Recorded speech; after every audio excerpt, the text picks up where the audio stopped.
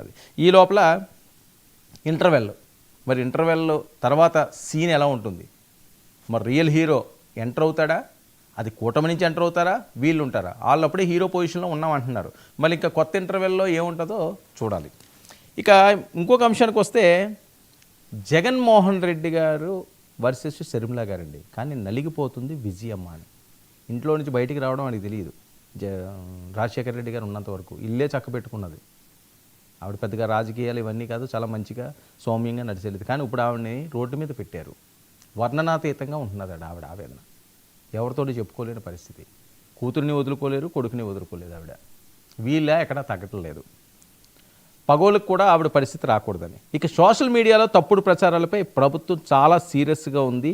Fake ప్రచారాలు అసలు మూలాలు ఏంటి అన్న దాని మీద వెళ్తున్నారు. చంద్రబాబు నాయుడు గారు, పవన్ కళ్యాణ్ గారు దీని మీద కీలకమైన నిర్ణయం తీసుకుపోతున్నారు. ఇంకొక బ్రేకింగ్ న్యూస్ ఏంటంటే జనసేనకి కేంద్ర పదవి ఆ బెర్త్ ఫిల్ చేయబోతున్నారు.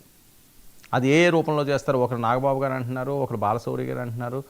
ఉదయ్ శ్రీనివాస్కి అయితే కొద్దిగా కష్టమే కాబట్టి నాగబాబు గారికి ఎక్కువ ఛాన్స్ ఉన్నది. ఎందుకంటే తమిళనాడుకి ఒకటి, అలాగే బీహార్కి కూడా ఇంకొకటి ఇద్దామని చెప్పి కేంద్రం నిర్ణయించు. ఆ సహాయ మంత్రుల్లో ఉండి వేరే ఒకటి అండి.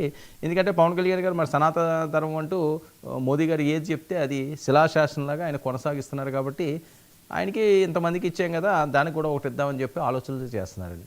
లేదు అంటే బీజేపీ కన్నా ఇచ్చే ఛాన్స్ ఉందని. మరి ఆ ఛాన్స్ ఎవరు కొడతారో జనసేనలో మాత్రం హాట్గా చర్చ సాగుతుంది. ఫుల్ జోష్గా ఉన్నారు వాళ్ళు.